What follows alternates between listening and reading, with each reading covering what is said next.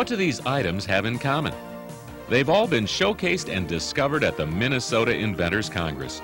This annual inventor get-together, held in Redwood Falls, Minnesota, is known as the world's oldest invention convention. It brings 8,000 to 10,000 viewers to the area every second weekend in June. Here they can see new products and new inventions in the making. The MIC works as a non-profit volunteer organization, providing information and resources to inventors around the world. Since its beginning, the MIC has hosted inventors from each of the 50 states and countries such as Colombia, Australia, Taiwan, Mexico, and Canada. The convention is a place to develop inventions with the potential to have them marketed and sold worldwide. In 1958, Redwood Falls was looking for a community event that would bring people and recognition to the area, something unique and different from other town celebrations. It was then that local businessmen and farmers developed the idea for an annual Inventors Convention, an event that would bring together not only inventors, but manufacturers and financial backers as well. The success and pride of the Minnesota Inventors Congress continues to flourish and grow today. It's the hard work and dedication of over 125 volunteers that make the MIC so successful.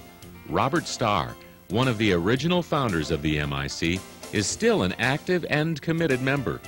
Art Molstead, honored in 1994 for outstanding volunteer achievement, also continues to serve the MIC each year. Support from local businesses and organizations is important. Groups such as the Lions Club, Women of Today, and the Rotary Club commit their time and energy during the Congress. Admission, the parade, and fly-in breakfast are organized by these groups. The Minnesota Student Inventors Congress state event is held in conjunction with the MIC. Over 7,000 students compete in local and regional events. The winners from those competitions travel to Redwood Falls for the state event. Students from 9 educational regions in the state participate in this event, consisting of product demonstrations, networking, and seminars. Here they can seek advice from consultants as well as adult and other student inventors. Success stories can be seen all over the world as a result of the Inventors Congress, and Redwood Falls is home to 2 such successes. Carl O.J., inventor of hospital rehabilitation equipment with worldwide markets and founder of Active Aid, got his start at the MIC. He brought his inventions to the Congress and decided to stay in Redwood Falls.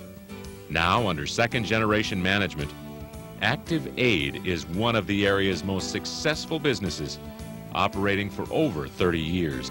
Well, the MIC, again, is an excellent opportunity to get a lot of information from a variety of fields. You can get the professional information from people like patent attorneys. You get the marketing experience from the general public, their feedback.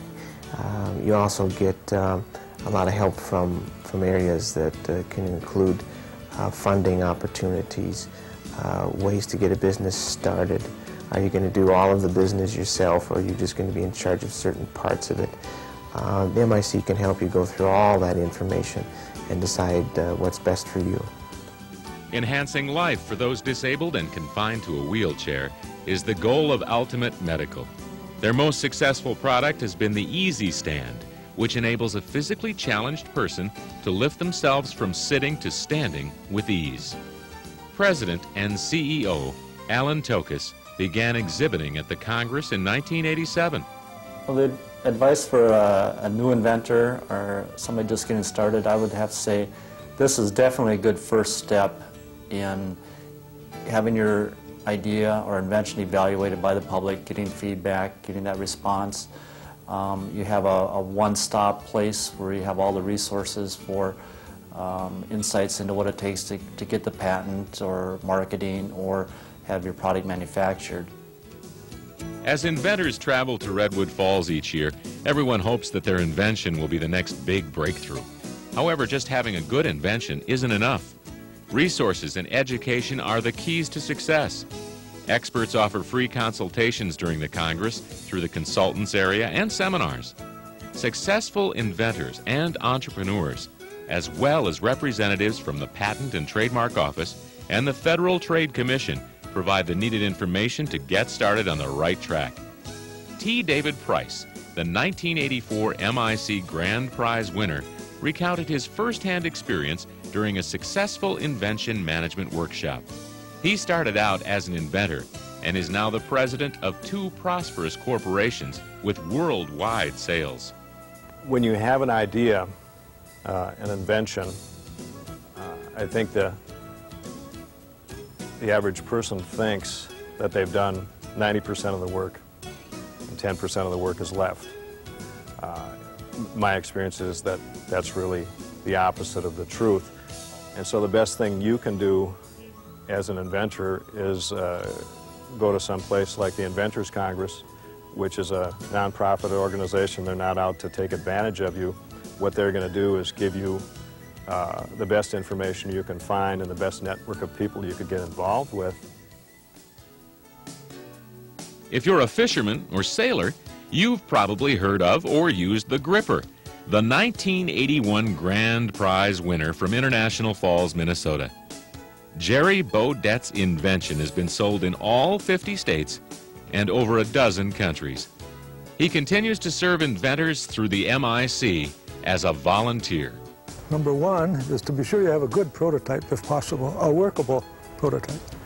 Also, go to the MIC and go to the workshop, which is the day before the inventions are shown, and learn from all of the people that are giving talks at the workshop. And then the following next 2.5 days, you're showing your product, and what you learn at the workshop plus what the people coming by your booth say, you'll know if you got something that's marketable and if you want to spend some money to pursue it. Many successful inventors have the opportunity to return to the Congress in the marketplace. Harold Fratsky of Cottonwood, Minnesota, is a multiple exhibitor since 1970 in a variety of categories, including agriculture. He feels that the MIC got him started on the right track to invention success.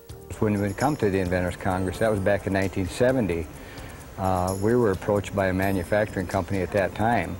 So I guess I'd have to say that the things they offer at the Inventors Congress, of course, are very important to you as an exhibitor because of the fact of all these people coming to you instead of you going to them. It's a real advantage for you not to have to go out and search manufacturers. We had these people approach us on our product, and it wasn't too long after that they came out to the farm and saw this product work and were very enthused about it, and they went into production on it. Inventors are not limited by age. When she was just 6 years old, Shanna Klein of Prescott, Wisconsin was a participant at the Congress. She and her family are returning to the marketplace with her invention, the Alphasaurus. For the Kleins, it's become a project the whole family is involved with. I think the MIC is a wonderful opportunity, and it opens many doors for inventors to have the exposure that they need for agents, manufacturers, and marketers to get their product out there to the next level. Is it a chair or a not a chair? Inventor Victor Toso developed this backless, go-anywhere chair and brought it to the Inventors Congress in 1986.